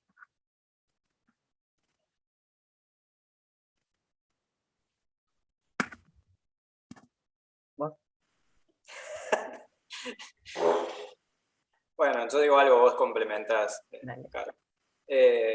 Bueno, creo que hay, por supuesto, un componente geográfico, ¿no? El epicentro en Europa de la variante Delta fue el ingreso, luego de un periodo de vacaciones en Reino Unido, desde India, y después una dispersión. Y bueno, una explicación es, por supuesto, el componente de localía y geografía en un contexto de viajes internacionales, en un periodo en el que se cortaron las restricciones en buena parte de la Unión Europea en ese momento, y que se relajaron algunas medidas de control en los ingresos internacionales. Esa quizás sería una de las explicaciones principales. Y de nuevo, creo que durante toda la charla estuvimos haciendo énfasis en que esta dominancia de Delta es global, salvo en algunas regiones dispersas en el globo, y con énfasis en el cono sur de Latinoamérica, a donde hemos tenido una realidad excepcional, tanto en la primera como en la segunda ola, y potencialmente en la tercera. Más allá de que, por supuesto, hemos tenido una serie de medidas de política sanitaria para evitar el ingreso de Delta, y que evidentemente ha tenido un gran impacto, y que ha retrasado este ingreso y aumento de frecuencia. Quizás como caso emblemático vemos que la realidad epidemiológica de Delta en la provincia de Córdoba está prácticamente restringida a un ingreso. Eso habla de cómo las medidas de control, digamos, han dado bastante bien, por así decirlo, pero fuera de eso vemos algo en la región, un retraso, no sé si lo mencionamos, pero en las últimas veces que hicimos estas búsquedas tan difíciles con Carolina, de tratar de ver cómo está la situación en países limítrofes, etcétera, vimos documentación de Uruguay hablando de circulación comunitaria baja, sin un número, Paraguay con un 11,5% de Delta, es decir, que esta es una realidad, digamos, regional y no una excepcional de nuestro país. De nuevo nos va a encontrar la potencial dominancia de Delta, que esperamos, que supongo que plausiblemente sea en poco tiempo, en un contexto de paisaje inmune muy distinto al que encontró Europa, y esa es una de las primeras veces que durante casi toda la pandemia, por supuesto esto es una opinión personal, a donde vemos un poco de luz sobre el potencial impacto de la dominancia de Delta en nuestro país, con este altísimo nivel de inmunización por vacuna y con la convalescencia reciente de la dramática segunda ola que tuvimos en nuestro país. No sé si querés comentar algo más, Carlos. No, casi nada. En realidad, solamente quizás, o sea, lo del tema de la velocidad, si nosotros también lo tratamos de ir siguiendo, más o menos todos los países han, o sea, siempre lo que se ve son casos, detecciones esporádicas, casos, digamos, esporádicos durante un cierto periodo de tiempo, y después sí comienza en esta fase como más de crecimiento exponencial digamos, de reemplazo al menos. No sé si de casos, pero sí de reemplazo de las variantes que venían circulando. Lo que pasa es que, por ejemplo, cuando nosotros empezamos a ver el primero regionalmente que reporta este tipo de comportamientos ya más con porcentuales directamente fue Brasil. Y cuando empezás a mirar la distribución de linajes y linajes derivados que tiene Brasil, tienen como 10.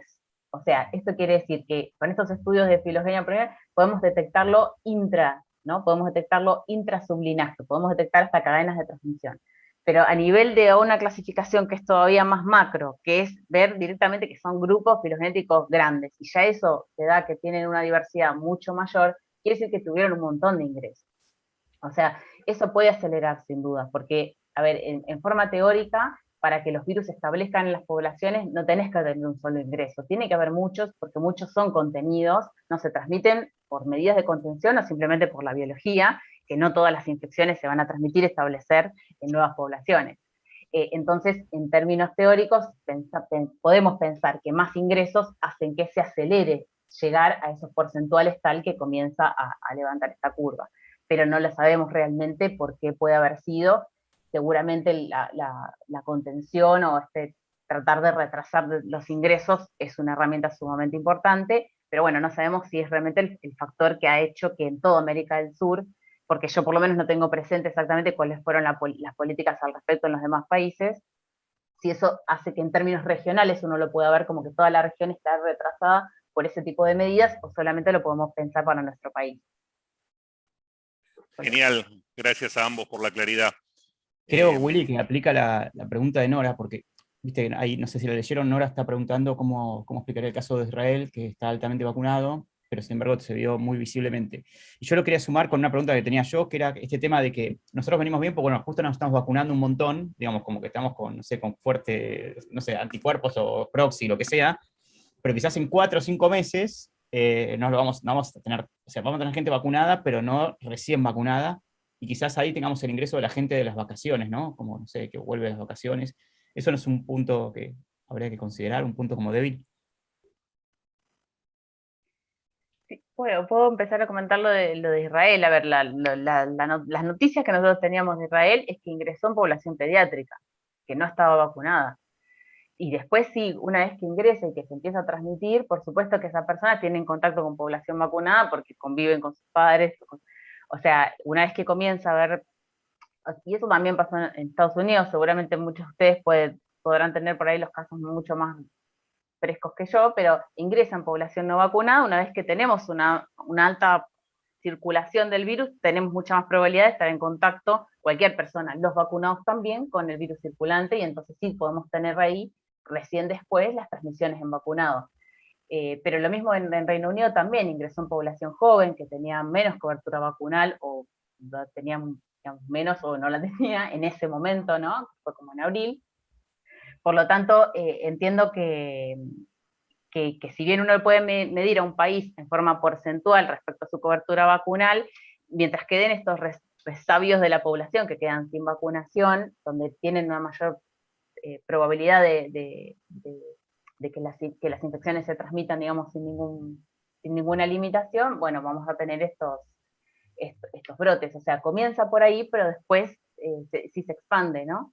Al resto de la población, simplemente por una cuestión de que tenés más circulación viral. Esto lo mismo lo decíamos en la segunda ola y demás, las personas se cuidan mucho, pero en un contexto de alta circulación viral, vos también, cuidándote mucho, tenés más probabilidad de contacto con una persona que esté infectada, simplemente por una cuestión digamos, de que cuando hay mucho virus circulante, todo el mundo tiene contacto o alta probabilidad de contacto con el virus.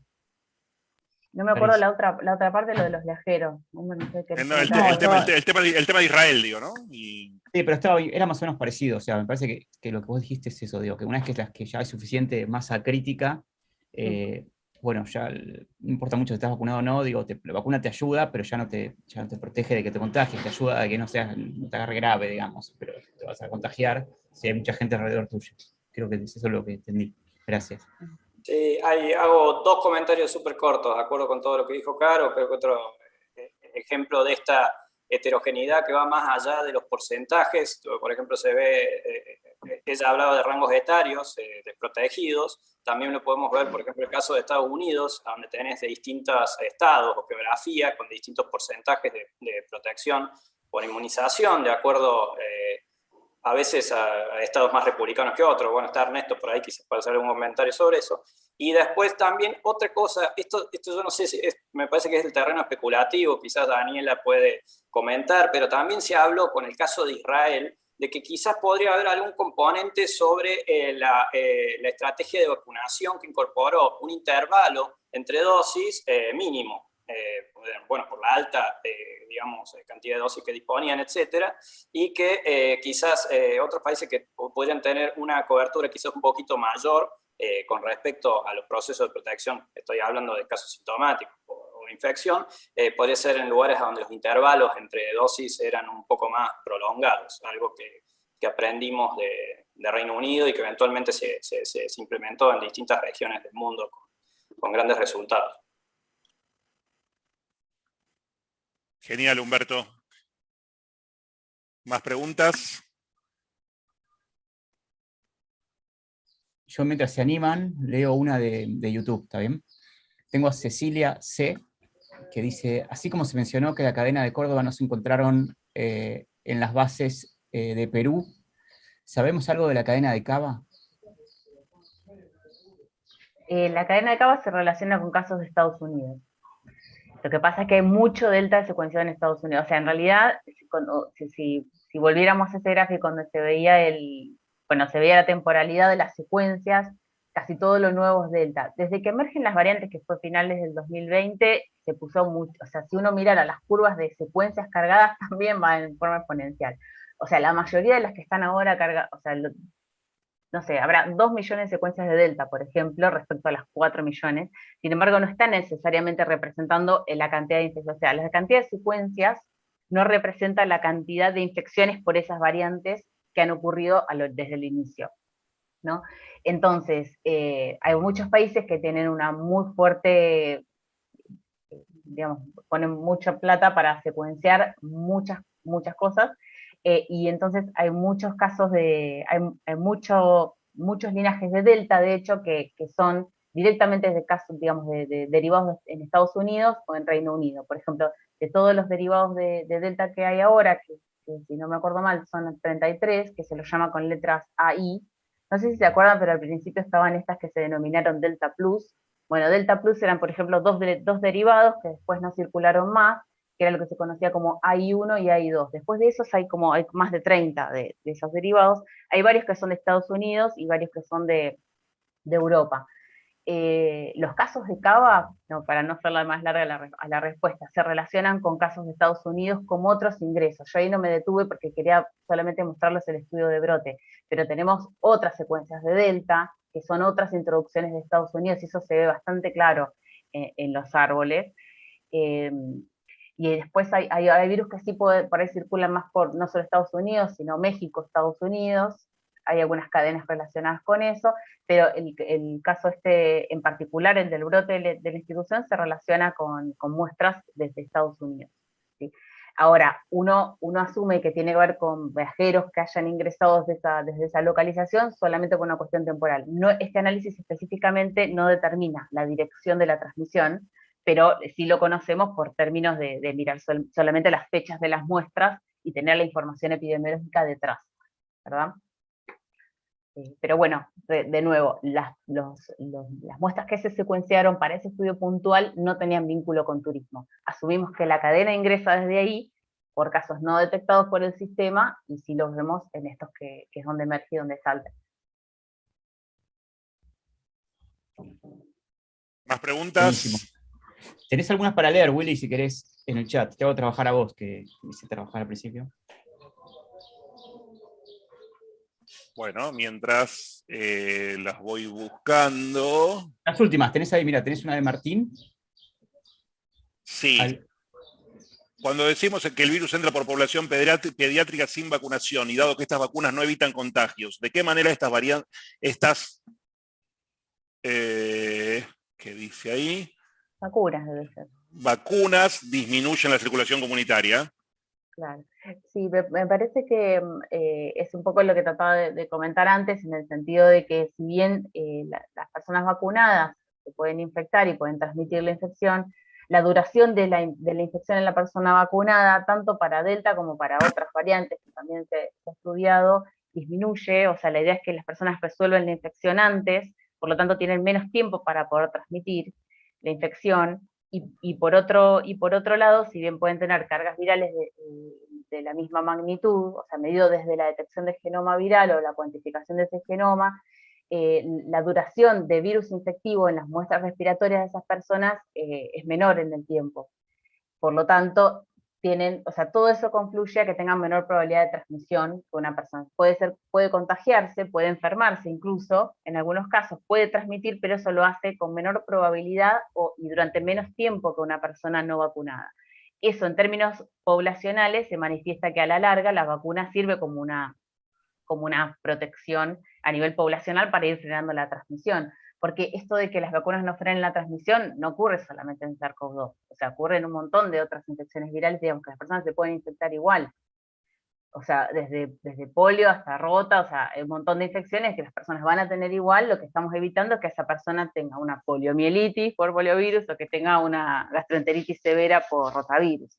Entonces, sí se pueden infectar, sí pueden transmitir, pero lo van a hacer en menor probabilidad y por lo tanto a nivel poblacional se manifiesta como que la vacuna va a ir siendo un freno. Quizás la magnitud que tenga este efecto para distintas variantes, por ejemplo, quizás pueda ser esto de tener que pensar en esta inmunidad de rebaño con alguna protección o cobertura vacunal quizás más arriba que la que veníamos pensando. No sé, quizás alguno de ustedes pueda hacer algún comentario más sobre eso, si hay algunas estimaciones, pero bueno, de alguna forma sí lo que se ve es que cuando hay vacunación hay menor transmisión, por lo menos detectable por el sistema, ¿no? Quizás hay circulación que no estamos detectando porque no son casos sintomáticos, y si no se hace una búsqueda activa del asintomático, quizás no lo vamos a ver tan fácil. Genial, Caro. Después la que sigue de Belén dice, los brotes ocurridos por Delta en otros países fueron con alto número de casos, pero bajo número de muertes y hospitalizaciones. Probablemente debamos medir estos indicadores en el nuevo escenario con más personas vacunadas y teniendo en cuenta la posibilidad de aplicar una tercera dosis en unos meses. Sí, totalmente de acuerdo. Totalmente, sí. Totalmente. Pero bueno, también a recordar que esos indicadores llegan 3 semanas más tarde, 2 semanas más tarde, ¿no? Entonces, Claro. Sí, clarísimo. ¿Tenemos algo más, Dieguito? Por ahora no. ¿Alguno acá que se quiera animar a hacer una pregunta en vivo? Robert, lo veo ahí. Dale, Robert.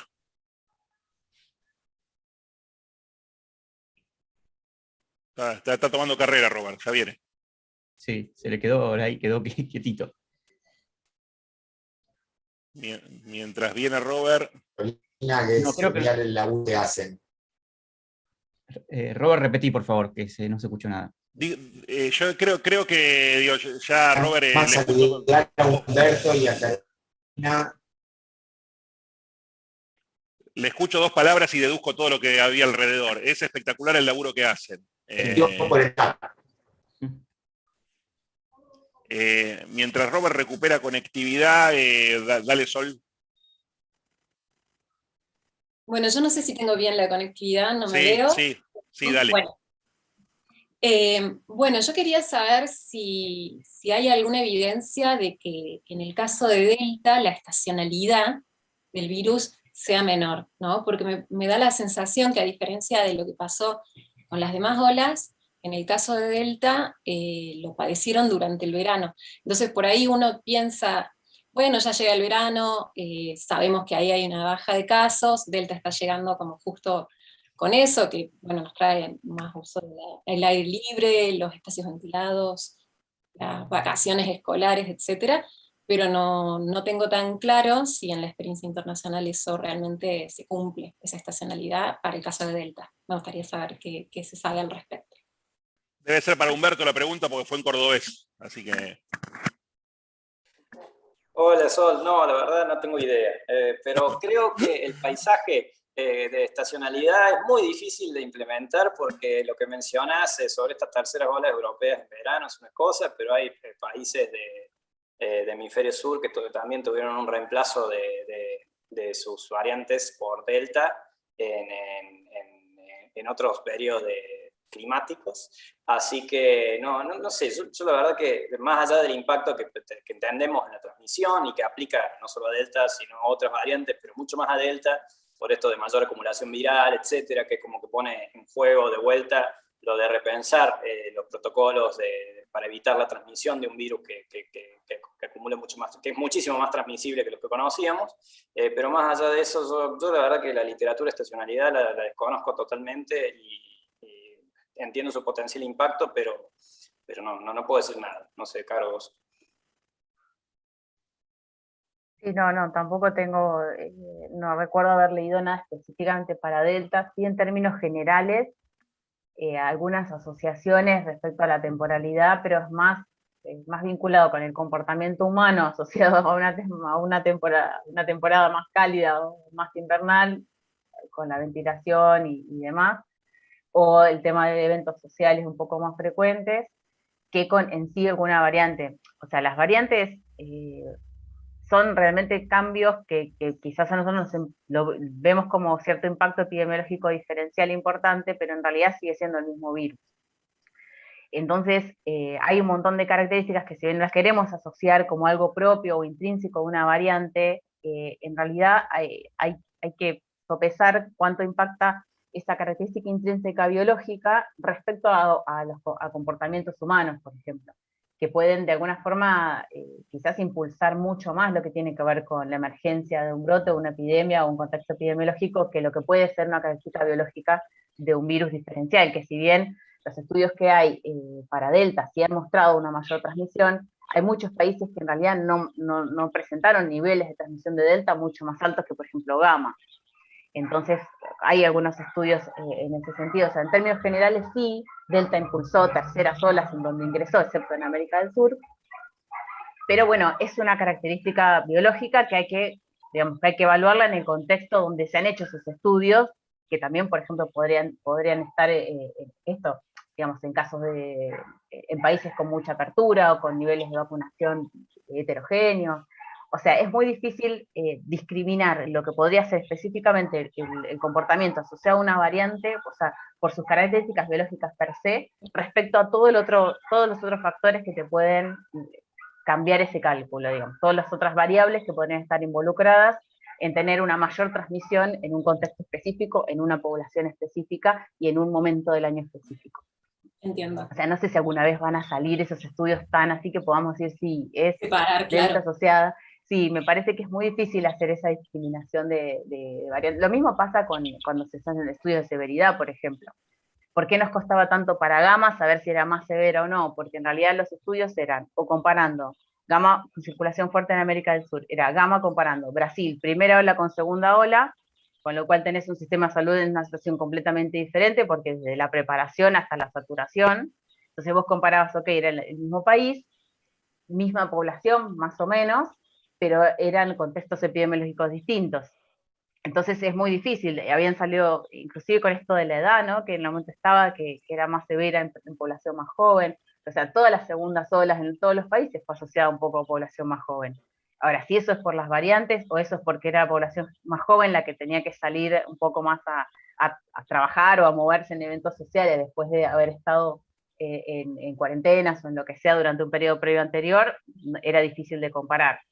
Y después los estudios que salieron con respecto a la severidad de Gamma o de Beta eran en otros países, pero ¿qué es lo que hacían? Comparaban casos de Gamma o de Beta de por ejemplo, no sé, me acuerdo de uno que salió, que es de hecho el más citado, que comparaban, para comparar la severidad, comparaban, por ejemplo, casos severos de Italia que eran donde había circulado gamma, respecto al mismo rango etario de alfa de Luxemburgo. Como que estaban comparando poblaciones que no tienen nada que ver, lo mismo con el tema de los sistemas de salud, o sea, una persona de 30 años de Italia es equivalente a una persona de 30 años en el sistema de salud de Luxemburgo. Bueno, ese tipo de cosas son estudios de correlación, pero no necesariamente que nos dejaban ver causalidad, y por eso hoy en día seguimos teniendo estas dudas de que es más severo o no. Y bueno, los pocos estudios que hay con lo que se pudo hacer indican que sí, pero bueno.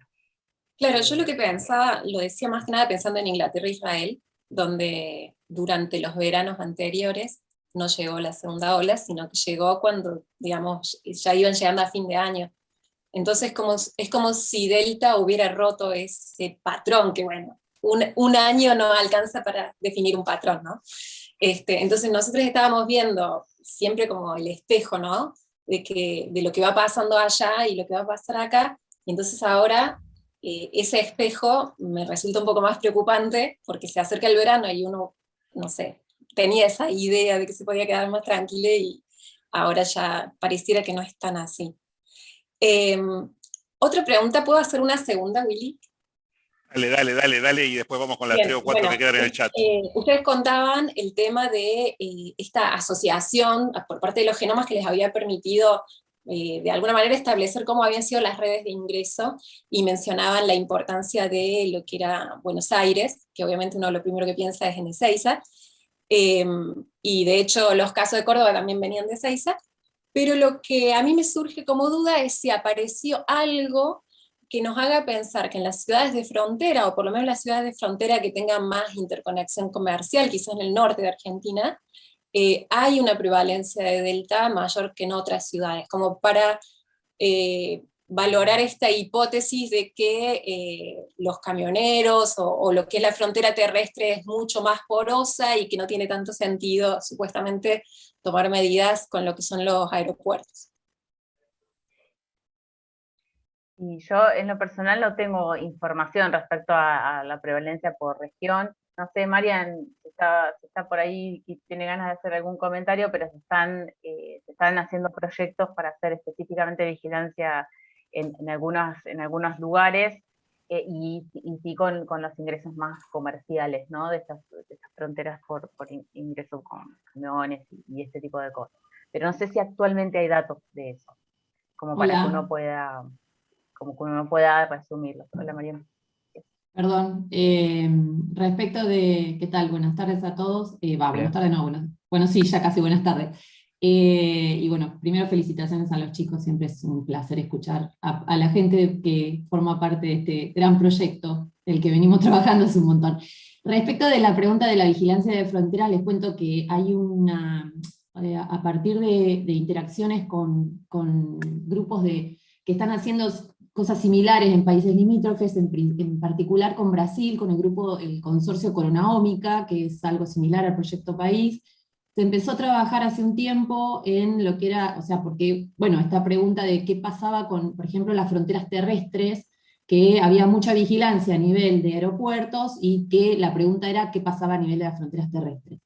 Entonces, a ver, una cosa que voy a decir es que a pesar de que esto no sea Vox Populi, el Sistema Nacional, o sea, el Ministerio de Salud está todo el tiempo vigilando todo, y probablemente no haya cosas que sean muy públicas, pero todo el tiempo se está avisando, haciendo estudios. Por eso por ahí recién respondí algunas preguntas que se hacían en general, qué pasaba con los escolares y demás, pero bueno, eso es agregado. Pero volviendo al tema de las fronteras, a partir de esa interacción en forma bilateral entre el Ministerio de Ciencia de Argentina y el Ministerio de Ciencia de Brasil, se hicieron trabajos o reuniones en donde nos planteábamos distintas preguntas a ver qué teníamos en común ambos países, y una de estas era las fronteras terrestres. Entonces nos planteamos un pequeño trabajo, porque la idea era empezar a hacer una especie de prueba piloto de si podíamos trabajar en forma bilateral, ambos proyectos, y nos propusimos un trabajo de vigilancia de fronteras y tomamos un ejemplo, una región en particular, además porque había mucha llegada a esa provincia, que es la provincia de Corrientes, en donde está el famoso paso fronterizo de Paso de los Libres, que todos los que hemos ido a Brasil por tierra hemos pasado por Paso de los Libres, y también el puesto de Santo Tomé. Esos dos pasos fronterizos que están en la provincia de Corrientes y están limítrofes con Brasil, estuvieron cerrados toda la pandemia y recién ahora, hace una semana o dos, se empezaron a abrir para el turismo. Entonces, y cuando nos hicimos este planteo, en realidad la pregunta era qué pasaba con los transportistas, o sea, con los famosos camioneros, que eran los únicos que podían ingresar al país, y que a nosotros nos parecía que eran un vector de poder traer variantes desde Brasil, en este caso particular, ¿no? Desde Brasil hacia la Argentina, y a su vez desde Argentina hacia Brasil, obviamente. Y porque inclusive hay, digamos, pasaje de camioneros desde Brasil a la Argentina, y desde Argentina se transportan por toda Argentina, y por Mendoza pasan a Chile. O sea, hay una comunicación, hubo una comunicación constante de estos transportistas. Entonces nos propusimos un proyecto que tiene que ver con eso, con la vigilancia de fronteras. Invitamos a la provincia de Corrientes a participar, generamos un nodo de vigilancia de variantes en la ciudad de Corrientes, de la Universidad del Noreste, creo que es, y a su vez a un nodo de secuenciación de variantes, esa sería de variantes, de secuencias de Spike, y a su vez un nodo de secuenciación en Chaco, de genomas completos, y entonces tenemos ahora un proyecto bilateral de vigilancia de camioneros. O sea que casos positivos, todos los camioneros que pasan y que tuvieran un test de antígeno positivo en la frontera, serían vigilados a través de este proyecto. Por ahora no hay ninguno, pero lo hicimos y digamos, lo estamos viendo también a futuro de esto, de que no tiene que ver solo con los camioneros, porque ahora ya esto se abrió a los turistas. Entonces este proyecto que arrancó, digamos, despacito, pero que está activándose, apunta también al tema del turismo, ¿sí? Y en particular les cuento un caso que tiene que ver con un transportista que no fue detectado en Corrientes, que fue brasilero, que vino por Paso de los Libres, dio un test de antígeno negativo en Paso de los Libres, y arrancó a viajar por Argentina hacia Mendoza. Cuando llega a Mendoza, esta persona empieza a tener síntomas en todo su trayecto, este camionero, y cuando llega a Mendoza se pone muy mal, es atendido en un hospital de Mendoza, y gracias a la vigilancia que está haciendo Mendoza por real time, lo detectan, sospechan que es una delta, nos lo mandan al nodo central a secuenciar, nosotros le hacemos el genoma completo, confirmamos que es delta, y a su vez hacemos los estudios evolutivos. Carlos no lo mostró, pero en ese árbol que mostró de delta estaba el estudio ese. Determinamos que es una variante delta que se relacionaba con una secuencia de la zona sur de Brasil. O sea que, fíjense, y en ese momento hicimos una interacción, gracias a toda la red que hay de país, del proyecto País. La directora de epidemiología de Mendoza se comunicó con la directora de epidemiología de Corrientes, todo gracias a que nosotros estábamos todos interrelacionados y nos empezamos a avisar, y a su vez se avisó a todas las provincias por las cuales este camionero pasó, porque evidentemente arrancó con síntomas y probablemente puede haber ido esparciendo el virus por distintos lugares, y gracias a esta red, cada una de las distintas jurisdicciones por la ruta en la que fue el camionero, fueron avisadas para estar atentos por si había algún caso, qué sé yo, relacionado. Así que bueno, de alguna manera está esto como un proyecto, está siendo trabajado, o sea, como que el proyecto País se ha diversificado en un montón de cosas, y esta es una, ¿sí? Y bueno, la idea es que si esto funciona, extenderlo hacia otras provincias. Gracias, Mariana, por los comentarios, las aclaraciones, y también por todo tu laburo, que es sensacional. Es el laburo de todos. No, sí, por supuesto, por supuesto. Hay varios comentarios más, pero tengo cierto temor de que se nos está yendo gente, pues es un poco tarde. Bueno, Daniela comentaba... Lo perdí a Willy. ¿Lo escuchan ustedes a Willy o no? No. Willy se nos fue Willy a todos. Se nos fue Willy a todos. Bueno, lo perdimos, sí. Leemos el chat, Diego. Leo yo estaba leyendo el chat. Sí, que Daniela comentaba que, bueno, que ojo que también testean más en esos países, me imagino que estaba hablando de los países de Europa, y la duración de la inmunidad inducida por las vacunas todavía nos falta ver, y eso dependerá también de la evolución del virus. Después, bueno, lo leo rápido, continuaba Martín comentando que si se sabe el porcentaje de la población que tuvo inmunización por contagio sin haberse vacunado, se puede diferenciar por kits para IgG, los anticuerpos policlonales naturales de los que se generan por estas vacunas. O sea, si hay forma de distinguir entre, me imagino, entre el inmunizado por vacuna y el inmunizado porque se enfermó. Sí, dependiendo del tipo de anticuerpo que se busca, excepto que sean vacunas tipo Sinopharm, Inactivada, excepto que no. sean las inactivadas, claro, excepto que sean las inactivadas, para el resto podrías distinguir buscando ahí que se especifica para otra proteína que no sea de Spike. Perfecto. Excelente. Bueno. ¿Se me escucha, Diego, o no?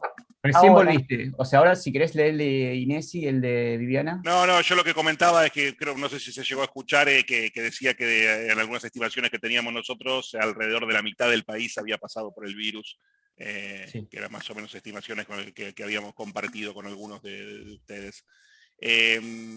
¿Cuál decís, Diego? Bueno, se estuvieron contestando por el chat y después había venido una de Inés que hablaba que se estaban monitoreando especialmente variantes en brotes en escuelas, dado que los niños todavía no están vacunados y Delta podría diseminarse por ahí, como ocurrió en otros países. Y ahí Viviana le contestaba que en Córdoba se están monitoreando todos los casos positivos. Cuando surge un caso de Delta positivo, se montan operativos de identificación de contactos, estudio de un posible brote y se realiza la contención y de la diseminación. Y acá Mariana contestaba que sí, por lo menos en Cava se está monitoreando las variantes en casi todos los casos positivos plausibles de ser tipificados por secuenciación, y entre ellos hay escolares.